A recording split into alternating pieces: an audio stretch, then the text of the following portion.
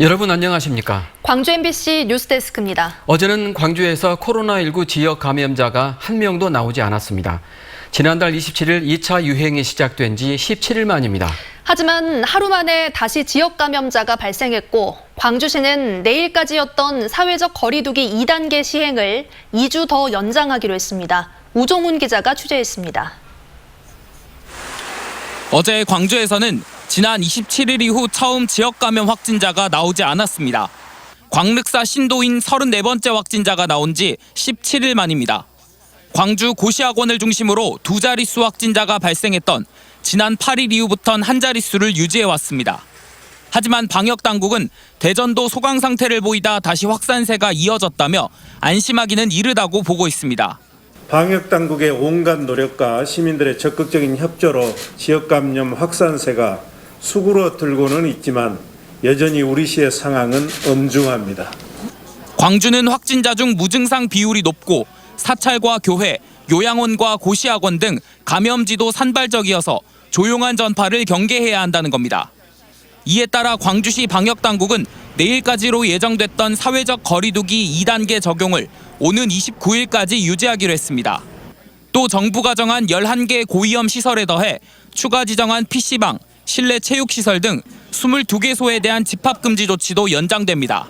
오늘 그다음에 내일 사이 결과가 나와서 확진자가 또 얼마만큼 더 되어지는지 또 만약에 확진자가 나온다면 그들의 동선이 어떠한지 이런 거에 따라서 그 다음 주의 추이를 파악해 볼 수 있을 것 같습니다. 광주시 방역당국은 감염 경로가 밝혀지지 않은 확진자 2명에 대한 심층 역학조사를 진행하는 한편 20여 명이 자가격리 중 검사에서 확진 판정을 받은 만큼 1,800여 명에 이르는 자가격리자에 대한 관리를 강화하겠다고 밝혔습니다. MBC 뉴스 우종훈입니다. 코로나19와의 싸움이 장기전이 될 것으로 보건 전문가들은 내다보고 있습니다. 코로나 바이러스와 앞으로 더 함께 살아야 한다는 얘기인데요. 방역은 정부나 지자체만의 책임이 아니라 국민 개개인의 몫이라는 인식도 확산하고 있습니다. 이계상 기자가 취재했습니다. 대형 교회 예배당에서 코로나19를 예방하기 위한 방역 작업이 한창입니다. 친환경 약재를 연무기에 넣고 20여 분 동안 분사해주는 시스템으로 공기 중에 떠다니는 바이러스나 유해 세균을 신속하게 분해할 수 있도록 제작됐습니다. 방역 작업은 실내 공기질과 관련된 사회적 협동조합이 재능 기부 형태로 봉사하고 있습니다. 교회나 체육관 등 다중이용시설에서 집단 감염 사례가 연이어 발생하면서 장비와 물품을 직접 구입해 매일 방역 작업을 하는 곳이 늘고 있습니다.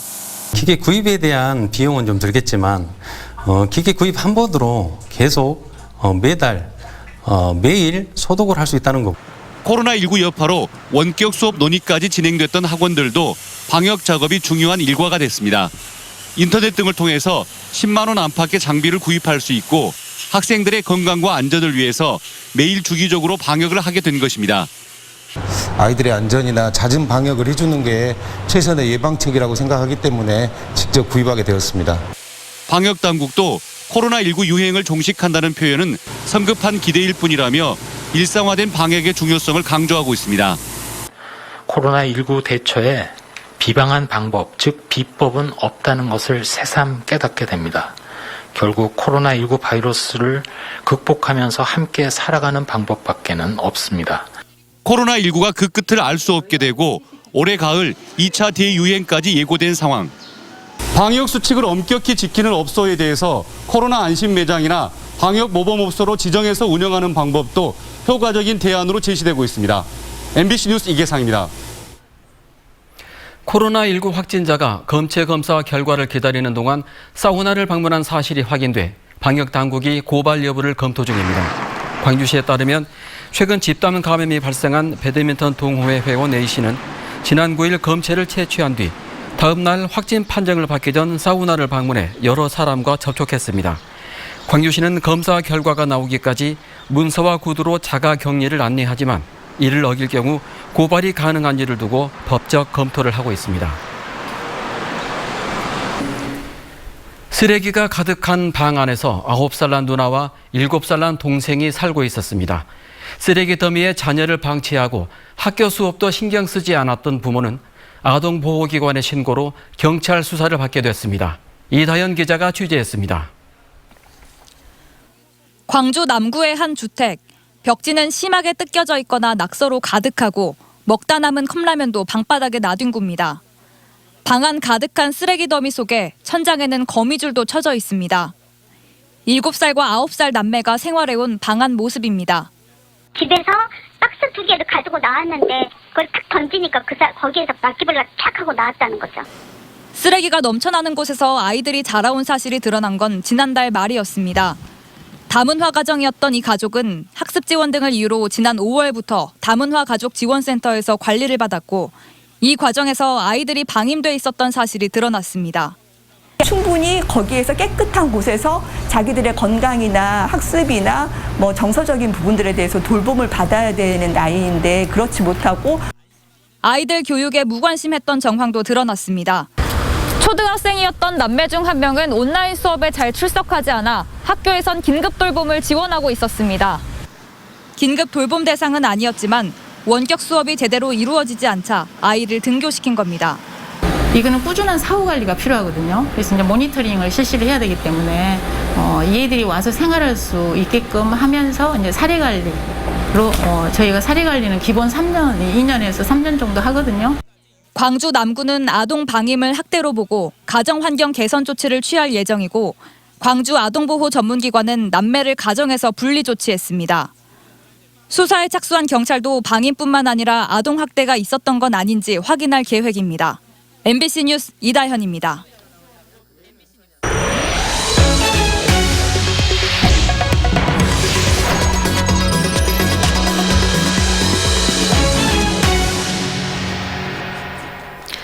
영광에서 한 중학생이 동성 친구들에게 집단 성폭력을 당하고 정신적 고통을 호소하다 숨졌습니다.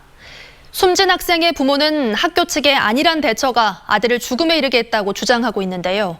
하지만 학교 측은 적절한 조치를 취했다는 입장입니다. 남궁욱 기자가 취재했습니다. 한 남자아이가 아빠의 생일을 축하해주고 있습니다. 뭐야?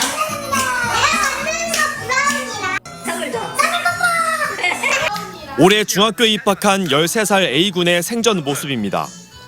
A군은 스트레스성 급성 췌장염으로 지난 3일 숨졌습니다. A군의 부모는 학교 기숙사에서 또래 친구들에게 당한 성폭력 때문에 숨졌다고 주장합니다. 아이가 등교 개학 직후인 지난달 10일부터 2주간 기숙사에서 밤마다 친구 4명으로부터 집단 성추행을 당했고 이후 잠도 제대로 자지 못하는 등 정신적 고통에 시달리다 병을 얻어 결국 숨졌다는 겁니다. 이불을 들치고 바지를 벗겨서 저희 아이 만졌다고 합니다. 친구들 생각만 하면 갑자기 가슴이 답답하더라고. 계속 일어날 수 없을 만큼 복통을 일으켰고요. 정신적 고통에 시달리게 된 것은 학교 측의 제대로 된 조치가 없었기 때문이라고 주장합니다. 가해 학생들을 분리조치해주라고 요구했지만 계속 학교에 나오게 한 탓에 A군의 불안감이 더 커졌다는 겁니다. 피해자는 우리인데 왜 가해자는 학교를 나오고 피해자가 학교를 못 가냐고. 그래서 그때부터 이제 계속 저희가 항의를 했죠. 학교에 나가고 싶어 하는데. 이에 대해 학교 측은 매뉴얼에 따른 최선의 조치였다고 밝혔습니다.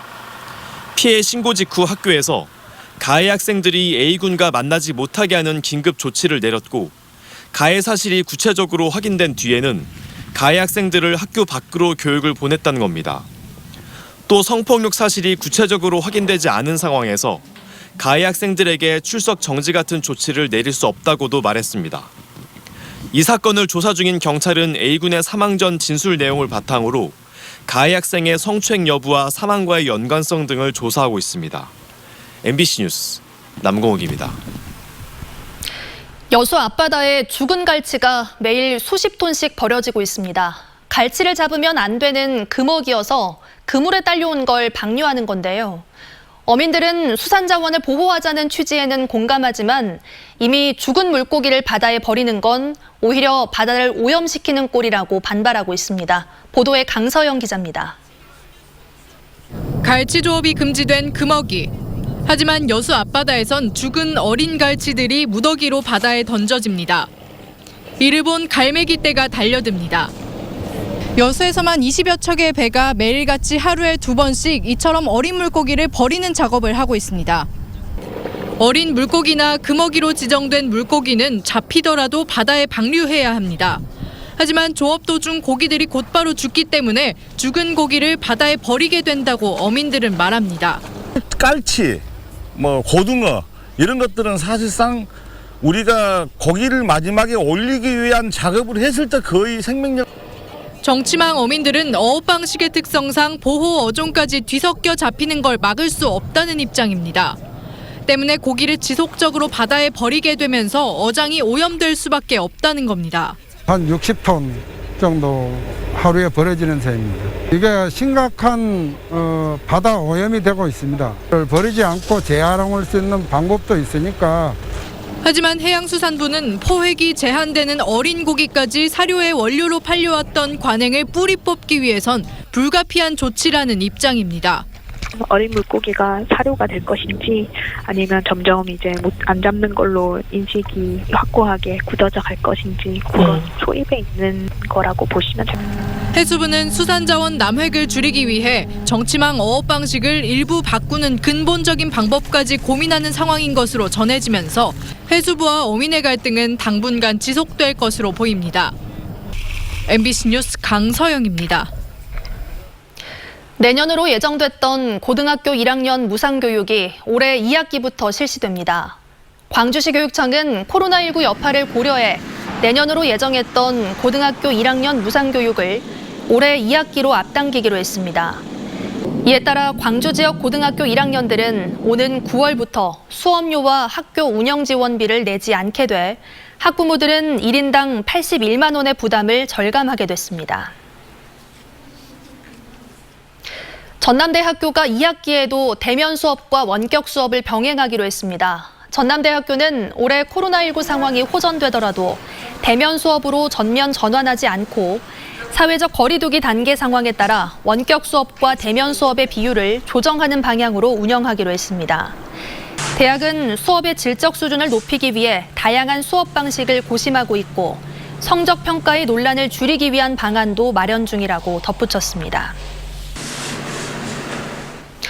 노동계가 내년도 최저임금을 130원 인상하기로 한 최저임금위원회 결정에 반발하고 나섰습니다.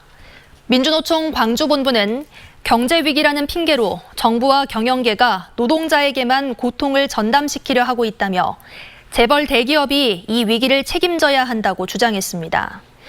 또 중소영세기업과 자영업자들이 힘든 이유는 최저임금이 아닌 높은 임대료와 금융부채 부담 때문이라고 말했습니다. 광주지법 제12형사부는 사전투표소에서 투표용지를 훼손하고 행패를 부린 혐의로 재판에 넘겨진 47살 A씨에게 징역 1년에 집행유예 2년을 선고했습니다. A씨는 지난 4월 광주 북구에 마련된 21대 국회의원 선거 사전투표소에서 비례대표 투표용지가 너무 길다며 투표용지를 찢고 소주병을 들고 와 선관위 직원들에게 행패를 부린 혐의를 받고 있습니다. 재판부는 A씨가 공직선거법 관련 조항을 위반했고 선거관리 공무원의 직무 집행을 방해했다는 점에서 죄질이 불량하다고 밝혔습니다. 영암군에 이어 전라남도도 코로나 위기 속에 골프 모임에 참가한 공무원 3명을 직위 해제했습니다. 이들은 지난 4일 영암의 한 골프장에서 영암군 공무원 등과 골프와 식사를 했고 이 가운데 한 명인 영암군 금정면사무소 직원이 코로나 확진 판정을 받으면서 시민들의 거센 비판을 받았습니다.